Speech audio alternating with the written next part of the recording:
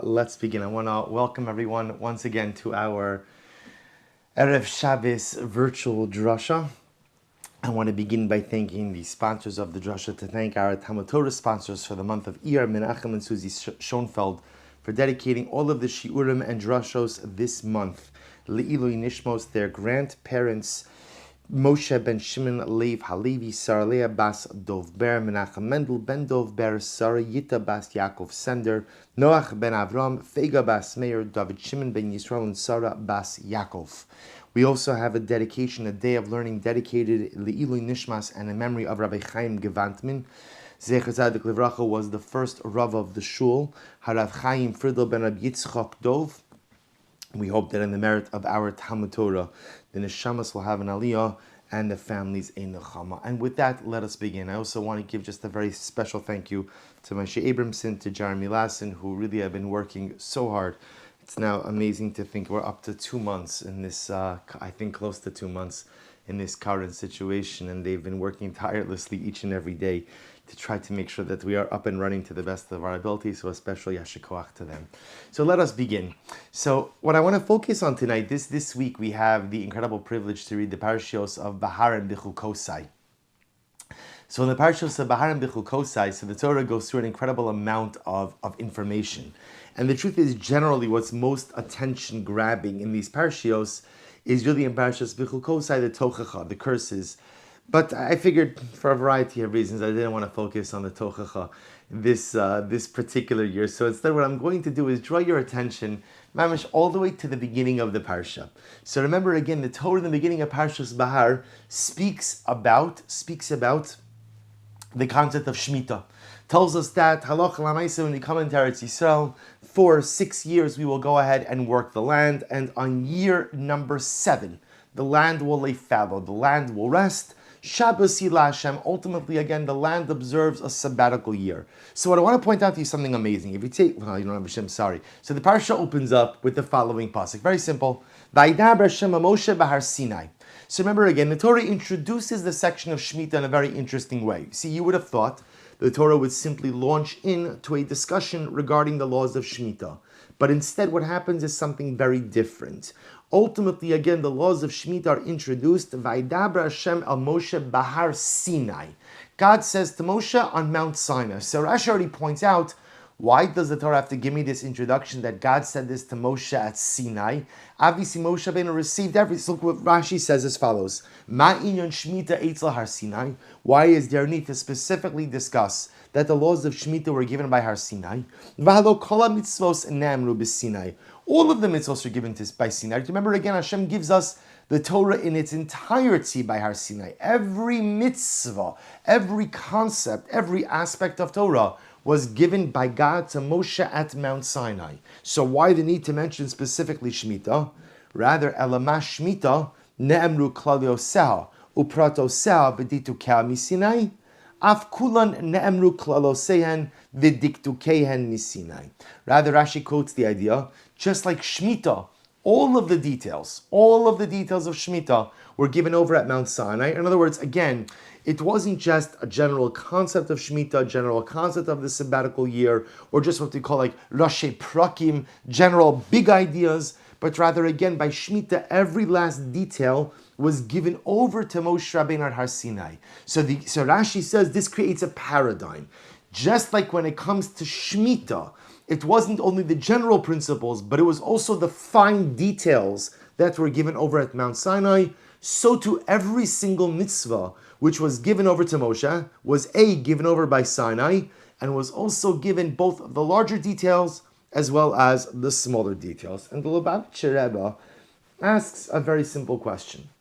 He says the truth is the Torah, or Rashi I should say, the Torah, see, let's take a step back.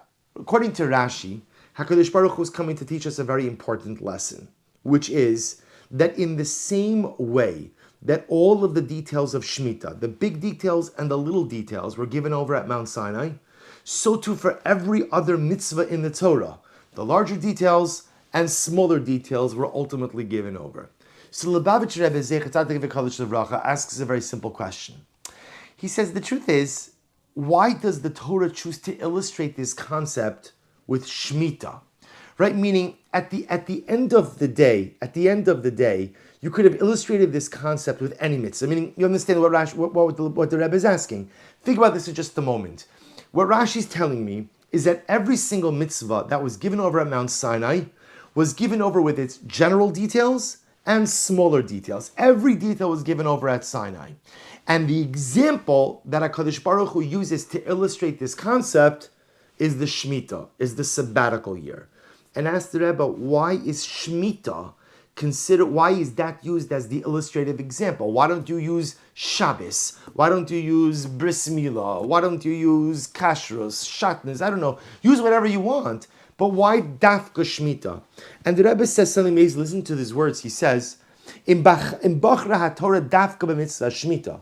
If the Torah is coming to illustrate this principle with the concept of Shemitah, it's because Kedei Lelamed Mimena Akol HaMitzvos. HaKadosh Baruch Hu is telling us that Shemitah is not only here to teach me a general principle, that just like the big and small details of Shemitah were given over at Har Sinai, so too the big and small details of every mitzvah, but rather it's also coming to teach us that there is a more global message from Shemitah. That to a certain degree, Shemitah becomes almost like a paradigmatic mitzvah. It becomes something that it doesn't just simply govern the laws of the seventh year, the sabbatical year, but rather ultimately, again, it becomes something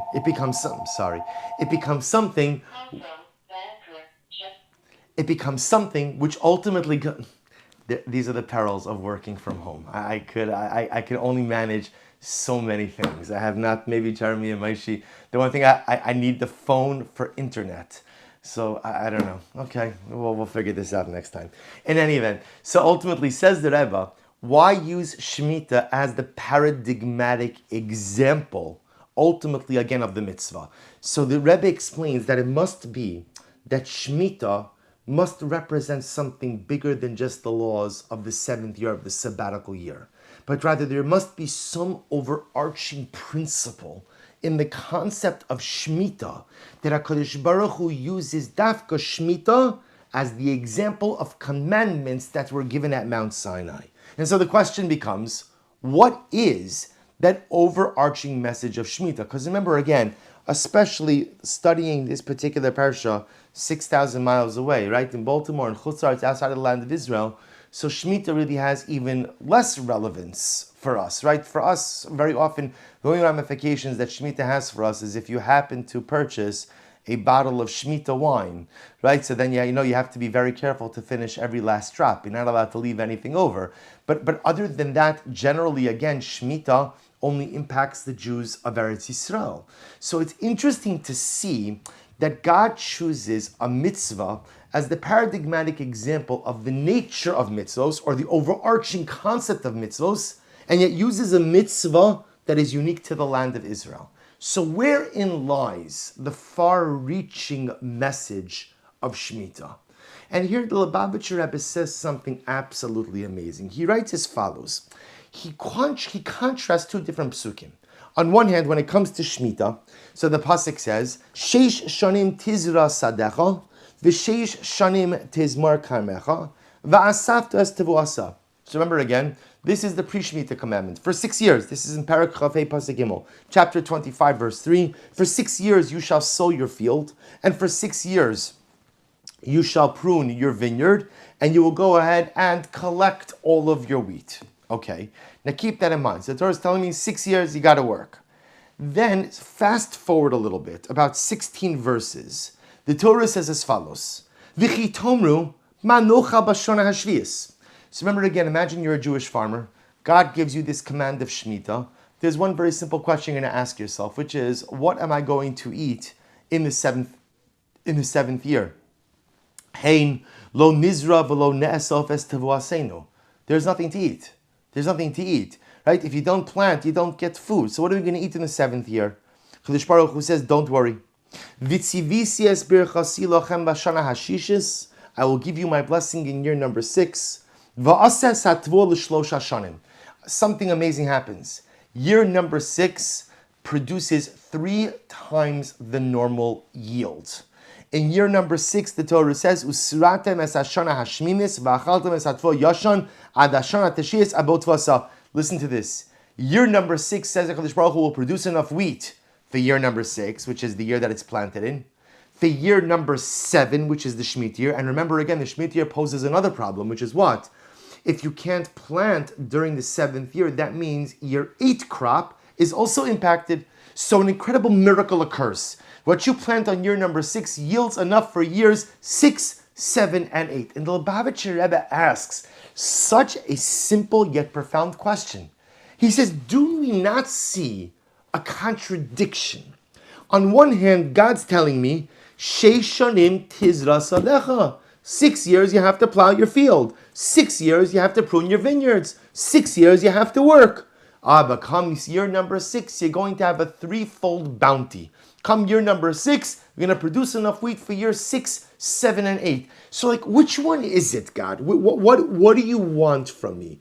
Do you want me to be a normal person who lives in this world, who understands that quite literally and not just metaphorically, you reap what you sow? In other words, if you work, you'll make money. And if you work, you'll get wheat. And if you plant, you'll get crops. Is that who you want me to be? Or do you want me to be the kind of person who ultimately places complete trust and reliance in God or on God, maybe even to the exclusion of dynamic human activity? And remember again, lest you think that this model doesn't exist, remember, we're just coming off the glow of Lag BaOmer. Lag BaOmer primarily centers around one person, Rabbi Shimon Bar Yochai. We're familiar with the story that Rashbi was hiding from the Romans. Shmuel was hiding from the Romans, and he hid in a cave. And he hid in a cave for a number of years. And remember again, there was no possible way for him to support himself. So how did he survive? HaKadosh Baruch Hu caused a spring to spring up, right? And a carob tree, Buxer, and he was miraculously supported. So you do see this concept that when a person wholly and totally places their faith in HaKadosh Baruch Hu, the Ribbon Shalom provides. Now, I have to give a caveat to that. God provides, but you have to be okay with spring water and Buxer, right? Again, if you have finer tastes in life, then that might be something else. But at the end of the day, there is this basic concept that if you put your complete reliance in HaKadosh Baruch Hu, He'll take care of you. So the Rebbe, and it's so profound, the Rebbe seems to feel that there's like an inherent theological contradiction. Sheish Shanim Tizra Sadecha means you gotta work. You gotta work. And you have to live in the normal world. And the normal world is, you wake up, you go to work, you get a paycheck, you pay your bills, you buy what you need. And if you don't work, you will not have what you need. It's as simple as that. And yet then HaKadosh Baruch Hu says, but in year number 6, threefold bounty, you're going to have more than enough. So which one is it? And the Lubavitcher Rebbe says something amazing. I'm going to quote you. He says, Achla amito shel davar. He says, it's not really a contradiction, but rather it's a dialectic. HaKadosh Baruch Hu is teaching us two sides of the same coin. Ze bidiyuk ritzona shel Torah, says the Rebbe. This, if you want to know, what does God want of us? He wants of us, l'shalev yachtov eshtei hagishos halalu. He wants us to bring these two verses together. Life is about sheish shanim tizra sadecha, and it's also about vitzivisias birchasi lachem bashana hashishes. Life is about, the Rebbe goes on, he says, mitzat echad, la'aso says kol hadarush b'derech hateva. On one hand, a person has to live in the normal world, and a person has to live in the natural world, which means that if you want something in life, work for it. And if you want to have money in life, work for it. And you want to have food in life, work for it. Whatever you want out of life, you have to be ready to work for it. That's the mandate of Sheish Shanim Tizra Sadecha. But you know, there's a danger to that. What's the danger of just living a life of Sheish Shanim Tizra Sadecha? 6 years you plow your field. The danger is Kochi va'otzem yadi. That a person could think, look what I do. I am the master of my fate. I control everything. And to that, v'imzeh lahamin be'ezras Hashem shelema'ala miderech hateva. So the Rebbe says something so amazing. You see, we often think that the hashkafa of Shemitah is all about giving the land back to God. It's about giving it back to God. God is the owner of the land. And again, I think I'm the owner of the land. I get it for 6 years, goes back to God in year number 7. And the Rebbe says it's something so much more profound. And this is the message of Shemitah even outside the land of Israel. This is the message of Shemitah, this is the message of Shemitah even for us to this very day. The message of Shemitah is the nature of the relationship we have with God, with the world, and with ourselves. It's this combination of hishtadlus, putting in effort. Sheish shanim tizra sadecha. If you want something, you have to work. And this is incredibly important. Do not assume that just because you learn Torah, that your bills are going to get paid. Don't assume that just because you daven with kavanah, that somehow, again, all of your material needs are met. That's not the way the world works. At the end of the day, sheish shanim tizra sadecha. If you want something out of life, you must be willing to work for it. But, lest you think that you control everything, and lest hubris take over and think ultimately again that you're in control of everything, HaKadosh Baruch Hu programs into the world Shemitah. And not just again, Shemitah, the 7th year laying fallow, but says Rebbe, you see what happens in year number 6? 3 times the normal yield. Isn't that amazing? For 5 years, I've been working this field, and I know exactly what I get from this field. And somehow in year number 6, I get 3 times the yield. How does that happen? How does that occur? And says the Lubavitcher Rebbe, because that's the synergistic partnership we have with HaKadosh Baruch Hu. I put in my effort, Sheishonim Tizra Sadecha, I do my part, and HaKadosh Baruch Hu says, as long as you put in your hishtadlus, your effort, I will afterwards do my part. And isn't this the great balance in life? Right? At the end of the day, trying to figure out how much effort am I really obligated to put in, versus at what point in time do I say, I've done my part, now I have to let HaKadosh Baruch Hu do his. And the truth is, there's no one answer to that.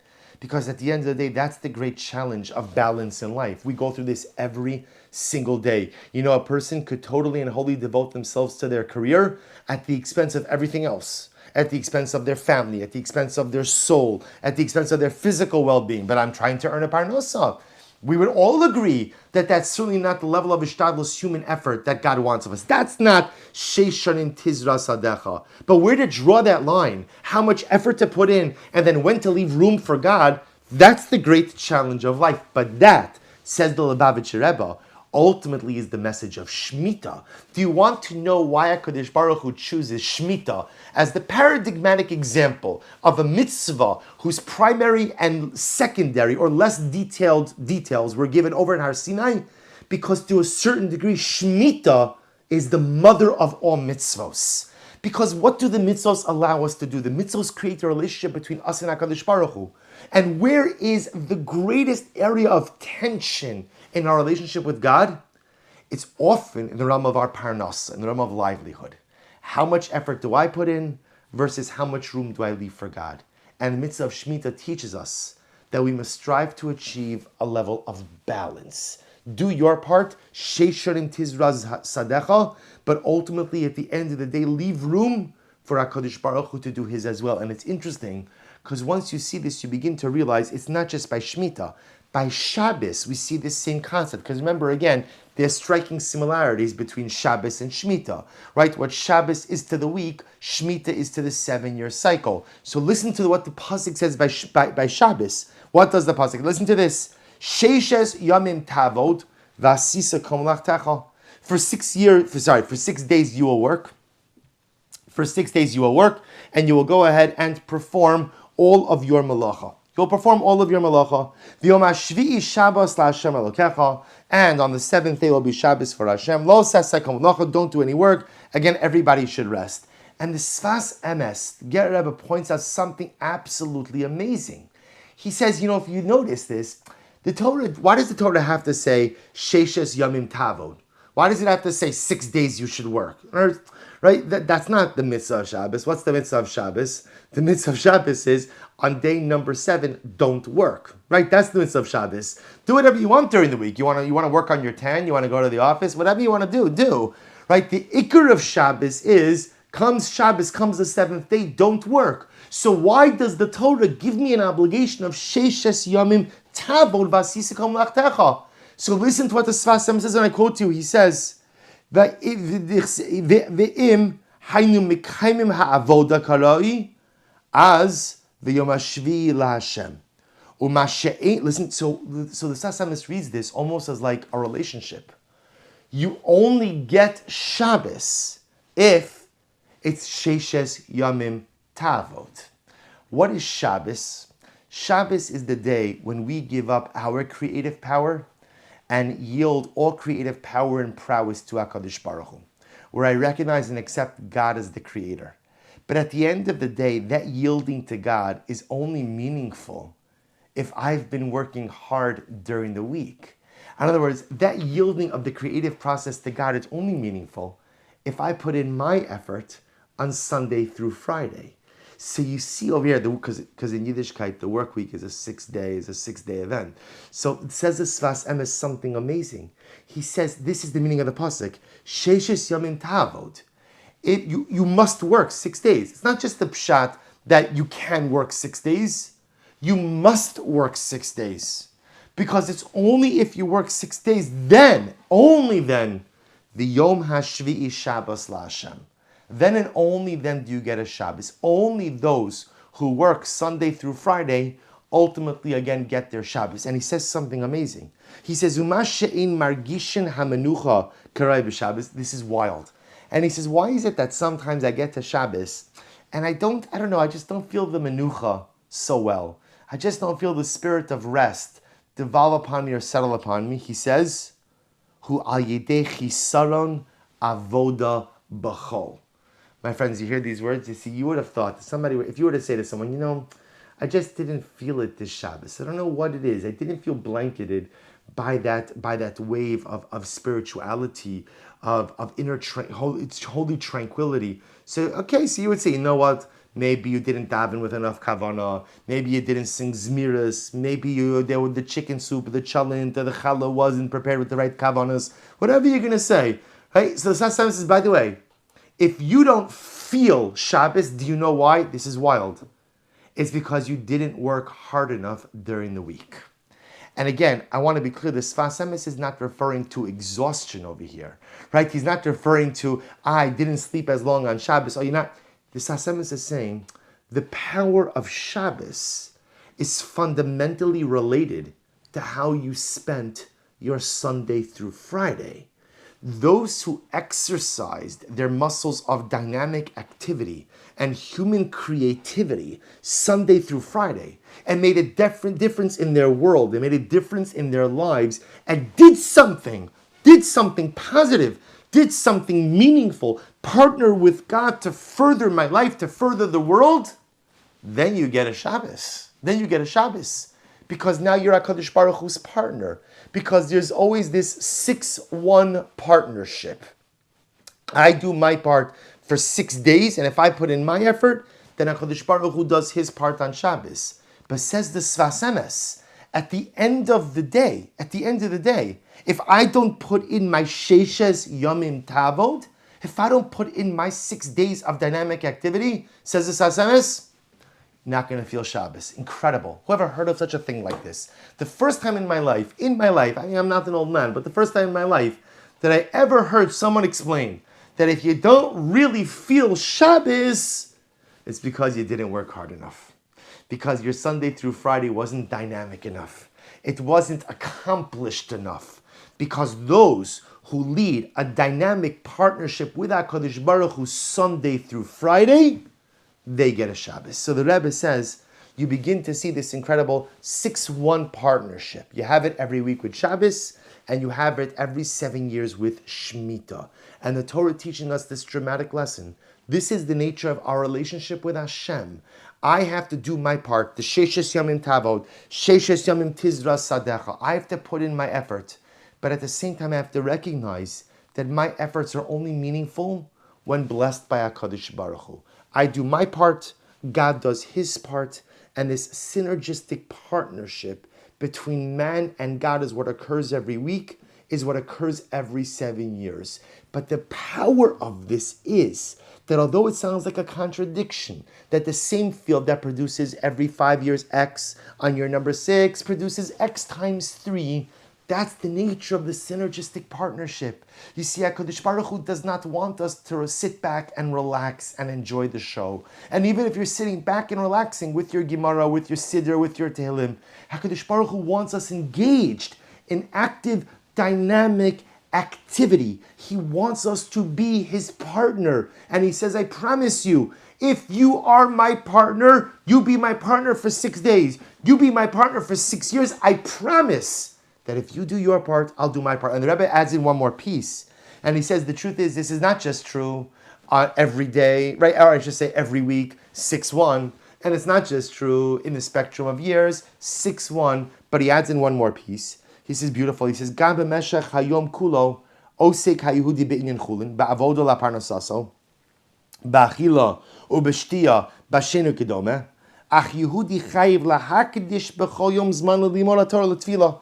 Says this is true even in our daily lives. Each and every day, there must be a part of my day that is reserved for the service of, or we'll call it, there must be a part that's reserved for work, my dynamic activity, but there must also be a part where I release the reins of human creativity, dynamic activity, and yield myself to God. That's the time we set aside for learning. That's the time we set aside for davening. That's the time we set aside for chesed, for mitzvahs. So the Rebbe says you begin to see why Shemitah, in fact, is the paradigmatic mitzvah. Because Shemitah teaches us that our ultimate essence in this world is this synergistic partnership with HaKadosh Baruch Hu. This 6-1 relationship. It's not just the pshat that I have to work. God wants me to work. He wants me to be an active partner in my personal development and in universal development, because each of us in our own way contributes somehow to Yeshuvo Shel Olam, to the benefit of the world.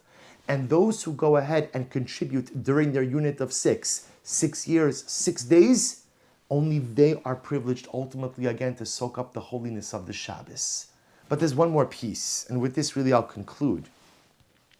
It struck me that this bracha on the 6th year seems to undermine the entire essence of Shemitah, right? We often think about Shemitah as one of the greatest displays of faith. After all, again, a farmer, of course, is used to farming, right? So the farmer has to go ahead and put in all of his effort. And then in year number 7, you're asking the farmer to kind of hang up the farming utensils and just leave it to God. Okay, incredible display of faith. But what's interesting is as follows. If God is promising the farmer that in year number 6, I'm going to give you triple yield, then I don't know. What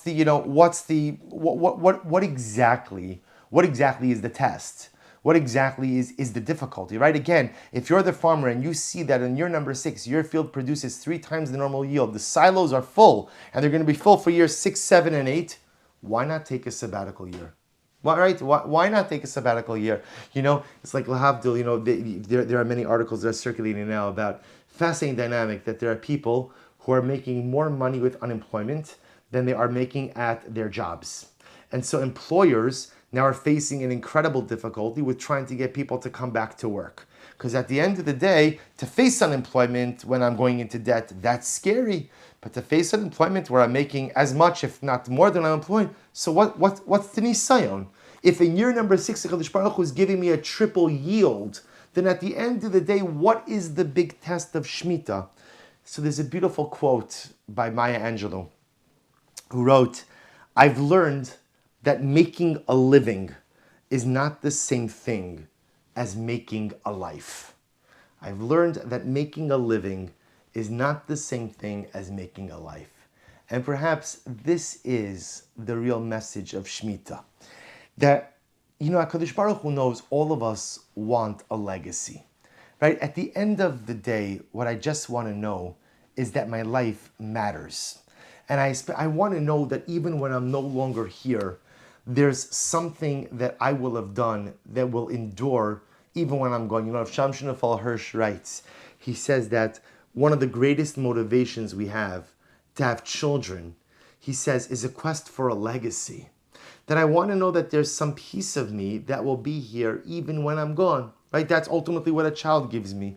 Right? The child ensures, Emir Tzasham, that even when I'm no longer in this world, there's a piece of me. There's literally a piece of me that will continue to live on All of us want a legacy, right? The Navi tells the story. The Navi tells the story of David HaMelech, son of Shalom, right? Of Shalom, who ultimately led a rebellion against David HaMelech. And Avshalom did something quite fascinating.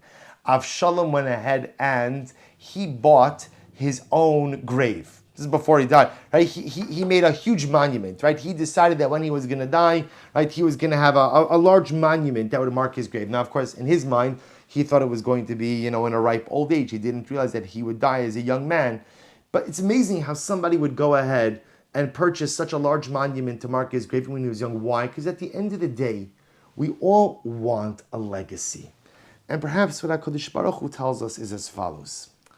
A lot of times, the way we define ourselves in life is by what we do for a living. Right? We go ahead. So you ask most people, right? You strike up conversation with people. You say like, well, who are you? Who are you? Right? If you ask a person, who are you? Most of us will define that by our profession. Who am I? I'm a doctor. I'm a lawyer. I'm an accountant. I'm a rabbi. I'm whatever it is. Right? This ultimately again is who and what I am. See, we often define ourselves by what we do. But my friends, you know that what you do professionally, that's not going to be your legacy. Hopefully we'll all become accomplished in our respective professions and we'll make contributions and we'll do good things. But the legacy you leave is the nature and the quality of the person you are. Right? Think about this in just a moment, because we see this all the time. Right? Remember again, after you leave this world, your coworkers are never going to go ahead and remember you. Or if they remember you, they'll remember you for a couple of days or maybe a couple of weeks, but then they're going to move on with their life. Right? It's your family who's going to remember you. I guarantee you, during your Shiva, after 120, no one's going to say, no, Dad was an excellent accountant. You know what I remember most is the way Mamish, he loved the tax code. The man could not get enough tax code. And it was inspiring to see the way he would pour over the tax code. Mamish, like it was Tersha B'chsav, Tersha B'apeh, everything. No, it does. You could be the greatest accountant, successful accountant. No, hopefully your family's not going to say that. Hopefully the legacy you leave is something much more personal, much more profound, something much more intimate. So perhaps the message of Shemitah is, what does Shemitah, listen to this, what does Shemitah force the farmer to do? This is really an incredible idea. The Shemitah forces the farmer to become something other than a farmer. Right? This farmer, right? Right? You ask about, remember again, farming is not the pshat that like you have banker's hours, right? Farming, mamish, you're working from the time the sun comes up and ultimately and working probably until the sun goes down, right? Farming is a very intense profession. So the farmer wears it, right? The farmer's hands, not like my hands, right? I have very soft hands, right? Right? The farmer's hands are weathered. The farmer's face is weathered. The farmer works everything about him, his gestalt, his essence as a farmer. But there's a danger in that. The danger is that your whole identity becomes one of a farmer.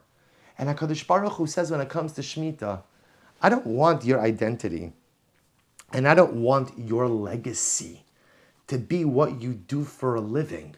What you do for a living is very important. What you do during your sheish, right? During your sheish shanim tizra sadecha, during your sheishes yamim tavod is exceptionally important. But that cannot be the totality of who you are. Do you know what Shemitah does? Shemitah says to the farmer, this year, you're not a farmer. So who are you? So who are you? So what are you in the absence of your profession?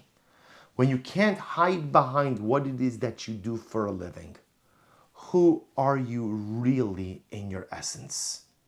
And this is the global message of Shemitah for us as well. Because I think for many of us, and I'm not talking to you, I'm talking with you, include myself in this, we often define ourselves ultimately, again, by what we do. And especially if we have a profession that's meaningful, and a profession that makes a difference, and a profession that's demanding, it is very easy to cloak our entire identity in what our professional pursuit is. But remember again, professions come and go. Jobs come and go. What's here today could be gone tomorrow, and we see that happening all around us. And if that were to be removed from me, who am I? And what am I? And that's the question that Shemitah forces us to ask ourselves. I saw something very moving. This past week in Eretz Yisrael, just a few days ago, there was an IDF soldier who was killed in a raid in one of the Palestinian cities, 21-year-old Staff Sergeant Amit Ben Yigal. And actually, Moshe Abramson has sent me a video, and I was looking around in Arutz Sheva. They had the whole video for the Levaya. And the Hespedim, the eulogies, especially his father, were just absolutely remarkable. Absolutely remarkable. And I think it was by a Shiva visit, they had Yishai Ribo came to be Menachem Aval. He came to visit the family. So I'm sure most, Yishai Ribo is a singing sensation in Eretz Yisrael and beyond. Exceptional. He has a heart of gold, and his music is something that is otherworldly. And he came to be Menachem Aval, and they asked him to sing. And he sang, and you're talking about a man who plays in venues that are sold out with real orchestras and sound systems. And he picked up a microphone and he sang to a mother and to a father who had just buried their son. And it struck me because, this is going to sound like a strange example. You would think if you were to ask, so who is Yishai Ribo? Yishai Ribo is a singing sensation. But that's not really who he is. Who is Yishai Ribo? Yishai Ribo is a Jew with a heart who took of his time to Menachem Aval and who used his beautiful melodic voice to soothe the broken and shattered hearts of a bereaved mother and father. There's who we are on the outside, and there's who we are as the world sees us. And then there's I was just so taken because in that moment, I love watching Yishai Ribo and love listening to his music. And I see him always as like an incredible star, probably one of the most impactful people on the Jewish music scene today. But here he was, all of that stripped away, not in front of a big stadium or a big audience, no orchestra, nothing, no cheering fans. Just a couple of people huddled together under a tent, a broken family. Buried their eldest child, and there he was, a simple person.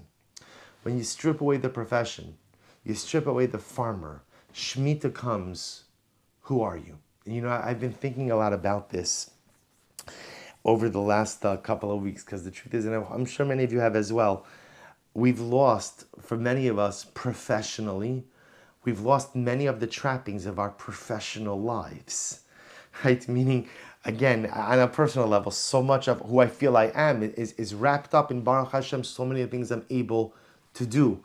So the weddings I've done have been so different in this matzav. The levayas, the funerals I've done, so different in this matzav. And there's not the opportunity to share inspirational words.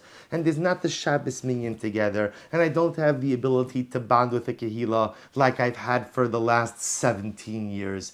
All of that is gone. For now, it'll come back, Yemir Hashem, but it's gone for now. And I think for so many of us, the things that we kind of leaned on in life to give us a sense of self, to give us identity, they're not here. They're not here. And on one hand, there's an incredible sadness about that. But to a certain degree, what we have it's like HaKadosh Baruch Hu has given us a Shemitah. We're like the farmer during the 7th year. I guarantee you, for that farmer, everybody thinks that a sabbatical year sounds great. Sounds wonderful. I guarantee you, the farmer, maybe when he wakes up the first morning, it's gewaldic, right? I don't have to go milk the cow. You still have to milk the cows, but I don't have to go out and take care of the field or this, that. It's probably great. I guarantee you, by the 3rd morning, he's like, you ever see these guys, and you see much more by men than women, you ever see these guys who retire, and they retire with no plan? You ever see this? It's a debacle. It's a debacle, right? They retire, they're all excited, they worked hard all these years, they retire, 2 days into retirement, they're like wandering around. Their wife is getting annoyed with them. Please just do something already, right? What are you doing around here all the time? I'm not used to having you over here. You're home for breakfast, you're home for lunch, you're home for dinner. Do you have somewhere to be, something to do? It's fun. In the beginning, you get to relax a little bit, but I guarantee you the farmer, a couple of days in, was probably very lost. Because Who is the farmer? He's a farmer. That's not just what he does, that's who he is. And HaKadosh Baruch Hu gives him the Shemitah to say, listen, you got to find a deeper identity. And I think for so many of us, HaKadosh Baruch Hu has given us a Shemitah, not a sabbatical, not that we're relaxing, not that we have more free time, but that so many of the things which we normally use as anchors for our identity are not here, are not here. And there's a sadness to that. There's a profound sadness to that. But there's also an incredible opportunity. Because when the things that we often use to define our sense of self and our sense of identity are gone, it gives us an opportunity to figure out who we really are. And so if we bring this all together, with this I'll conclude, we see the real power of Shemitah. And now we understand, looping all the way back, we understand why HaKadosh Baruch Hu, why if the Torah wants to illustrate that the mitzvos were given, both their overarching principles as well as their details were given at Har Sinai, why does the Torah choose to illustrate this with Shemitah? Because the truth is Shemitah really is the paradigmatic mitzvah. Because Shemitah, to a certain degree, teaches us all we need to know in order to lead successful lives. Lesson number one is that life must be a synergistic partnership with HaKadosh Baruch Hu. You have to work for your 6 days. You have to work for your 6 years. Put in your effort. Put in strong effort. Make a difference in the world. Be impactful. And if you do that, then HaKadosh Baruch Hu says, you partner with me, I'll partner with you. If you don't feel uplifted on your Shabbos, it's not because there wasn't kishka in the chalent. If you don't feel uplifted on Shabbos, says the Sasemis, it's because maybe you didn't work hard enough or well enough during the 6 days of the week. Life is this synergistic partnership between us and HaKadosh Baruch Hu. And the second lesson that Shemitah teaches us is don't define your sense of self by what you do. Don't let your legacy be your professional accomplishments.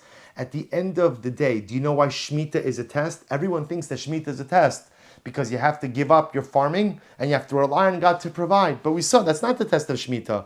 God promises, I'm going to go ahead and give you 3 years of crop on year number 6. You're going to get enough for 6, 7, and 8. There's no test. The food is there. The silos are full. Do you know what the test of Shemitah is? The test of Shemitah is, can you let go of your professional identity in order to be able to find your true personalistic identity? That is the challenge. That is the test of Shemitah. Because, my dear friends, so many of us run to our professions to give us a sense of self so that we don't really have to ask ourselves the difficult question of, who am I? But Shemitah comes along and says, you're not a farmer. And coronavirus comes along and says, you're not a rabbi like you used to be. And so now Shemitah comes along and tells us, who are you? Who are you? And although you might not want to ask yourself that question, HaKadosh Baruch Hu says, farmer, I'm giving you a year, right? We think 2 months is a long time. A year to think about this. A year to dwell on this. And I think this is part of our avodah during this time as well. This mini sabbatical, this mini Shemitah that many of us find ourselves in. When we find so many of the trappings of our normal day-to-day lives taken away from us, so many aspects of our professional lives taken away from us, so many of the things which normally give us a sense of identity and self taken away from us, we must recognize it as a golden opportunity to stop defining ourselves by what we do, to really figure out who we are, and then to really get a handle on what our true legacy is. This is the mitzvah of Shemitah. This is the meaning of Shemitah. May we be zochem Yirtzeh Hashem to internalize this lesson. May we be zochem Yirtzeh Hashem to find the strength, to realize the privilege in being God's synergistic partner. And may we find the koach ultimately again to create a true, meaningful, personalistic legacy. Wishing everyone a wonderful evening, a good Erev Shabbos, and a good Shabbos. Thank you again to everyone for joining us. An incredible zechus to learn with all of you. Have a great night.